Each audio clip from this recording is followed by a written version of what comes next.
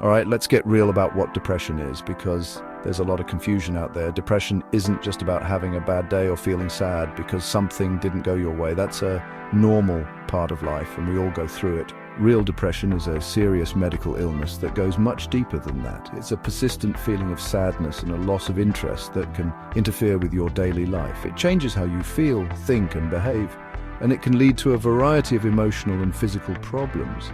You can't just snap out of it any more than you can snap out of having the flu. It's a legitimate health condition that needs to be taken seriously. Now let's talk about what causes this thing, because it's not about being weak or having a character flaw. There isn't just one single cause. It's usually a combination of factors. Your own biology can play a huge role, meaning that brain chemistry and genetics can make you more vulnerable to it. If you have a family history of depression, you might be more likely to experience it yourself. Life events can also be a powerful trigger for this condition. Things like losing a job, going through a divorce, or the death of a loved one can certainly set it off. It's important to understand that these factors can work together, creating a perfect storm for depression to take hold. On top of biology and life events, your personal psychology is a big piece of the puzzle. How you see the world and how you handle stress matter a great deal.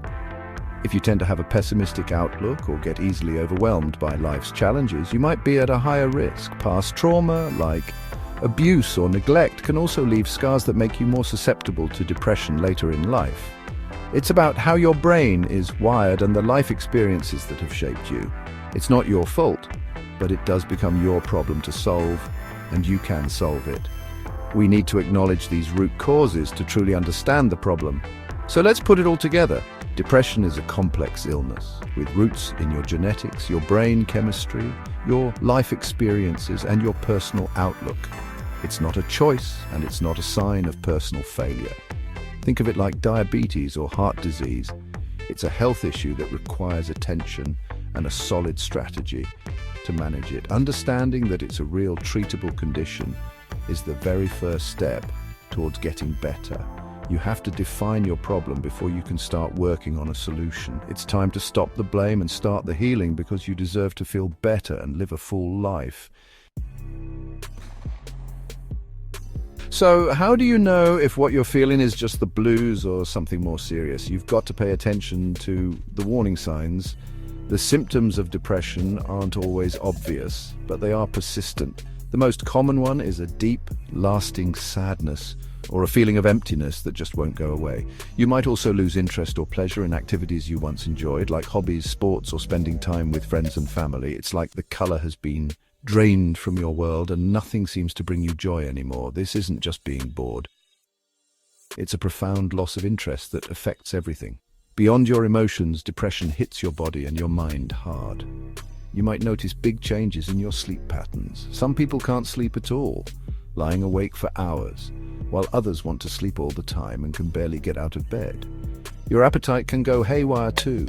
You might have no desire to eat and lose weight, or you might find yourself overeating and gaining weight. Another huge sign is a constant feeling of being tired and drained of energy. Even small tasks can feel like they require a monumental effort, leaving you feeling completely exhausted and worn out day after day. Your thinking gets cloudy when you're depressed, and that's a fact. You might find it hard to concentrate, make decisions, or remember things. It can feel like your brain is in a fog, making it difficult to function at work, at school, or even at home. Along with this mental fog comes a wave of negative feelings. You might experience feelings of worthlessness, self-blame, or excessive guilt over things that aren't your fault. Some people become extremely irritable, restless, and easily angered over small things. This isn't who you really are.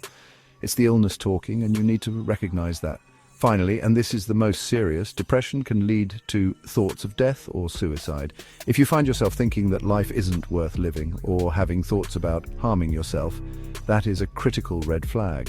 It's not a sign of weakness, it is a severe symptom of a treatable illness. These symptoms aren't just isolated incidents, they are a pattern of behavior and feeling that lasts for at least 2 weeks. If this sounds like you or someone you know, it's not time to guess, it's time to act. Recognizing these signs for what they are, a cry for help, is the first step toward reclaiming your life. All right, you've identified the problem. Now, what's the solution? The good news is that depression is highly treatable. You don't have to live with this forever, but you do have to be an active participant in your own rescue.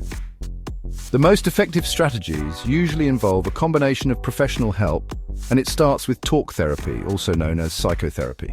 This involves talking with a mental health professional like a therapist or a counselor. They can help you identify the negative thought patterns and behaviors that are contributing to your depression and teach you new ways to cope with life's challenges. It's about getting a new playbook for your life. One of the most common and effective types of therapy is cognitive behavioral therapy, or CBT. Now that sounds complicated, but the idea is simple. CBT helps you recognize the distorted thinking that's dragging you down and then teaches you how to change it. You learn to challenge those automatic negative thoughts and replace them with more balanced and realistic ones. It gives you practical tools to manage your symptoms and solve problems in your daily life. Therapy isn't about blaming your parents or digging up the past endlessly. It's about developing real-world skills to get well and stay well. It's an investment in yourself that pays dividends for the rest of your life. In some cases, therapy alone isn't enough, and that's where medication can be a game changer. Antidepressants are prescription medicines that can help balance the chemicals in your brain called neurotransmitters that affect your mood and emotions. These are not happy pills that will magically solve all your problems. What they can do is lift the fog enough so that you have the energy and clarity to engage in therapy and make the life changes you need to make. It might take some time to find the right medication and dosage for you, so it's crucial to work closely with a doctor or psychiatrist. The key here is that treatment is not a one-size-fits-all deal. What works for one person might not work for another.